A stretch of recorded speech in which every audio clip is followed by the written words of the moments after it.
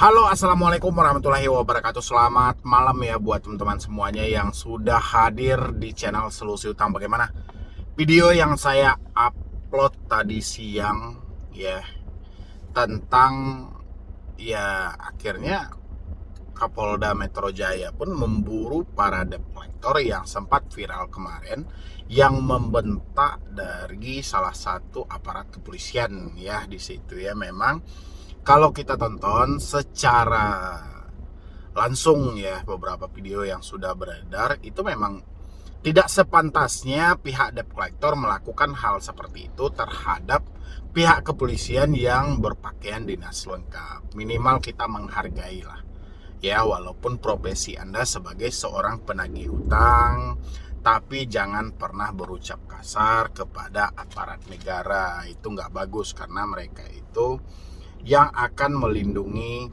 kita juga, karena dia mengayomi masyarakat dan di situ terjadi keributan, ya wajar dong ada polisi yang menengahi hal itu. Tapi sangat disayangkan di video itu dibentak dengan ucapan kasar, ditunjuk-tunjuk dan segala macam. Ini sebenarnya kan memang nggak pantas ya. Tapi saya sih entah kenapa ya, di era digital saat ini harus menunggu booming dulu, harus menunggu viral dulu, baru beberapa pihak itu bekerja gitu loh. Jadi seakan-akan di posisi ini tidak ada kasus sama sekali yang sama seperti itu. Padahal itu banyak loh sebenarnya ya. Tapi ya memang nasib mereka berbeda-beda. Ada yang bisa viral kayak selebgram kemarin itu ya, ada juga yang enggak gitu loh ya. Tapi bagi mereka yang berhasil memviralkan hal itu ya, mereka mendapat respon cepat dari petinggi-petinggi yang ada di negara ini ya. Dan bahkan harusnya ini kan menjadi ranahnya sebenarnya dari ranah otoritas jasa keuangan ya, tapi OJK itu entah kenapa sih juga bingung gitu loh.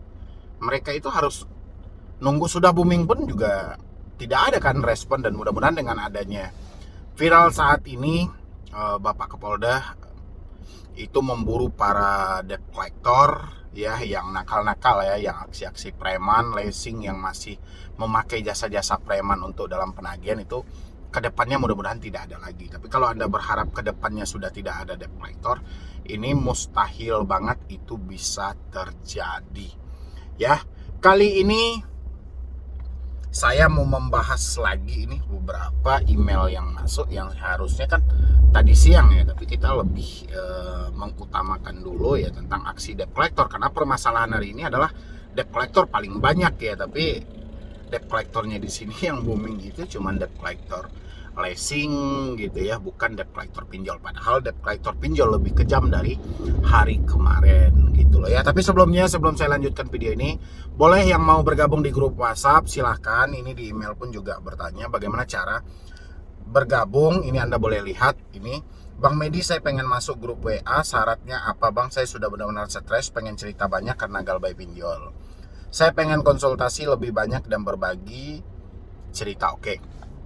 Grup WhatsApp ini memang khusus bagi mereka yang benar-benar membutuhkan supportan, jawaban, atau petunjuk untuk mereka menghadapi satu masalah. Dan grup ini memang tidak kita buka untuk umum gitu loh. Kenapa? Karena 2019 saya pernah membentuk suatu grup. Itu grupnya bukan main-main lagi, sampai puluhan grup ya, yang rata-rata itu isinya 150 sampai 200 orang. Dan akhirnya saya kewalahan membedakan mana orang-orang yang benar-benar terjebak karena pinjol, membutuhkan solusi dan motivasi, mana yang tidak gitu loh. Karena penipu pun juga masuk ke situ, joki pun masuk ke situ, mereka-mereka yang tidak berkepentingan juga masuk di dalam grup itu untuk mempengaruhi orang-orang supaya meminjol lagi ya. Dan beberapa bulan ini saya kan difasilitasi, channel Solusi Utang ini difasilitasi dan mendapatkan yaitu membership ya. Membership itu channel berlangganan, dan Anda harus berlangganan di channel ini sehingga Anda mendapatkan akses untuk bergabung di grup WhatsApp ya. Sebenarnya bukan uang Anda yang saya butuhkan, tapi orang-orang yang benar-benar ingin bergabung di grup itu, ingin mencari solusi. Kalau di dalam video ini kan saya jarang itu membahas komentar, karena memang komentar itu terkadang sudah saya jawab di video, mereka masih juga nanya kan. Tapi kalau untuk lebih detailnya, boleh, dan harga yang ditawarkan untuk berlangganan di membership ini cukup ramah dengan kantong Anda, dan mungkin kalau kita imbang-imbangin, kalau kita banding-bandingin juga nggak sebanding dengan apa yang Anda dapatkan setelah bergabung nanti. Tapi semuanya kembali kepada Anda.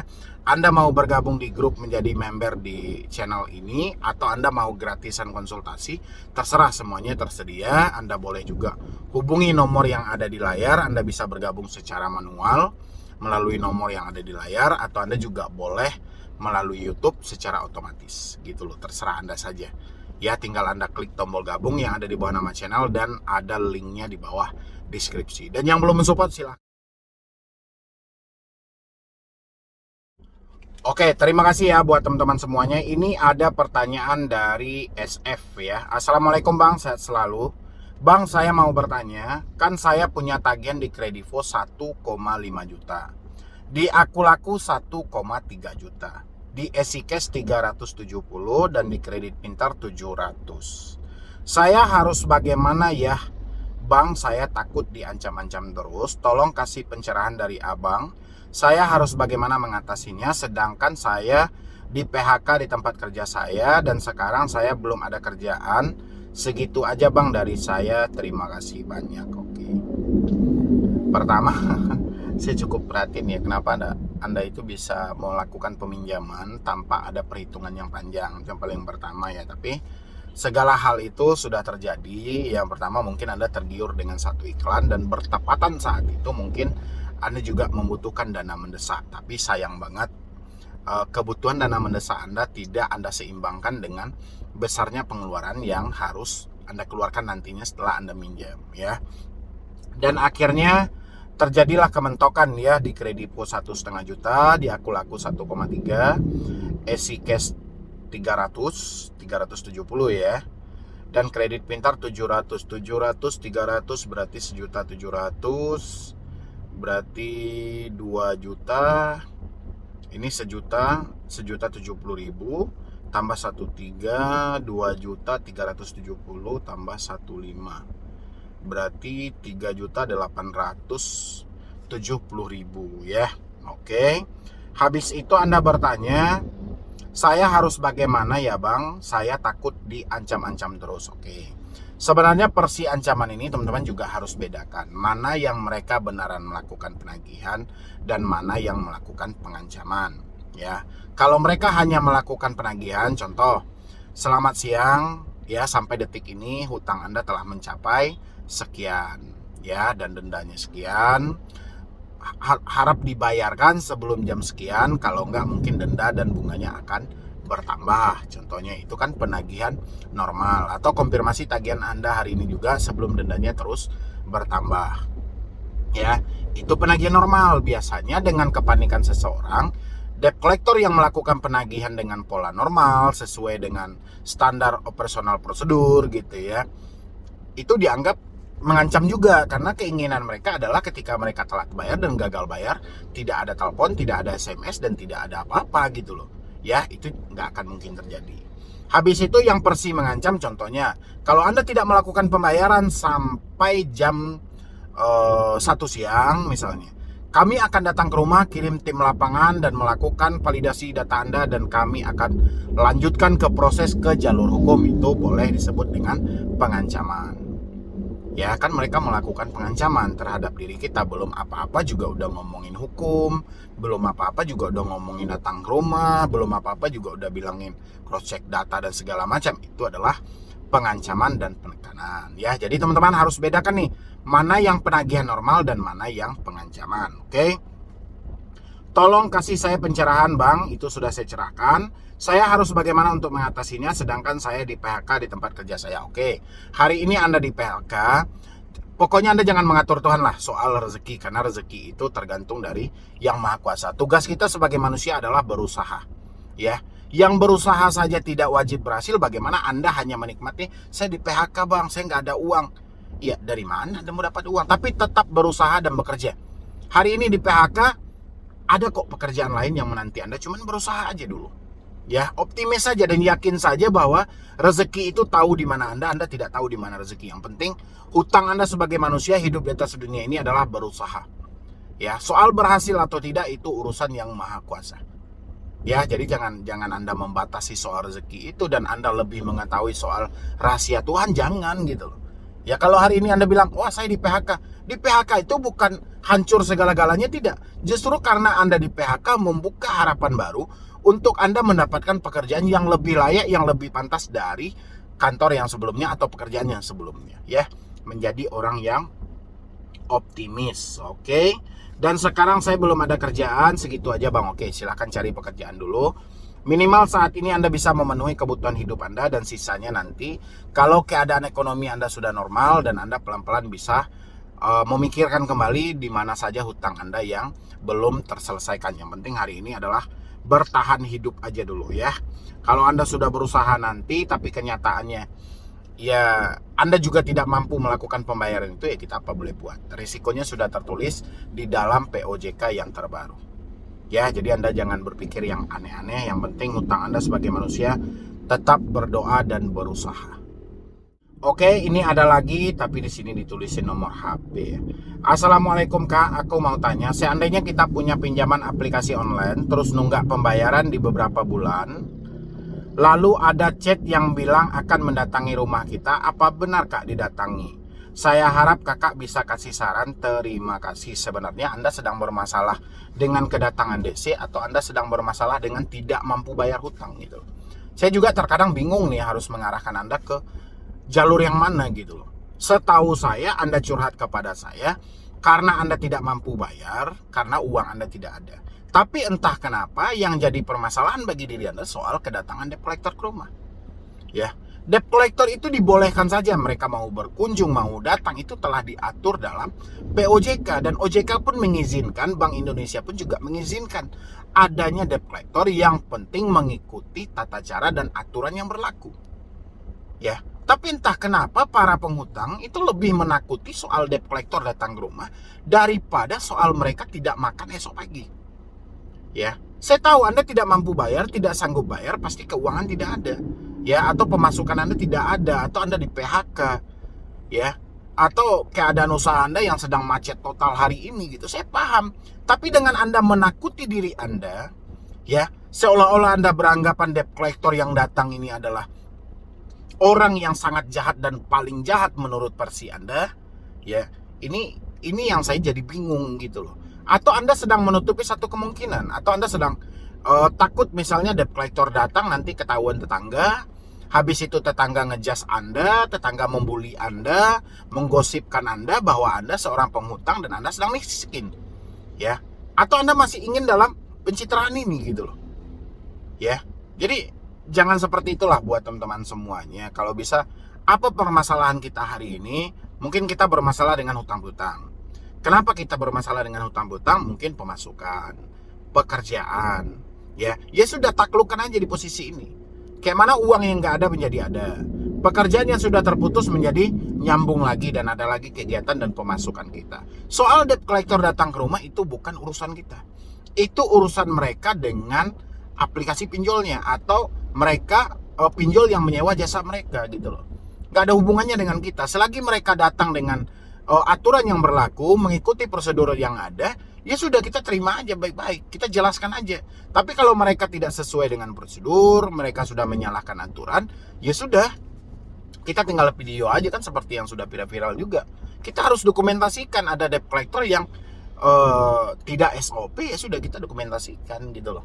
Ya biar bisa ditindaklanjuti, tapi bukan seperti ini caranya. Ya, kalau Anda selalu bertanya, beberapa bulan lalu ada yang chat bilang akan datang ke rumah kita. Apa benar akan datang, Bang?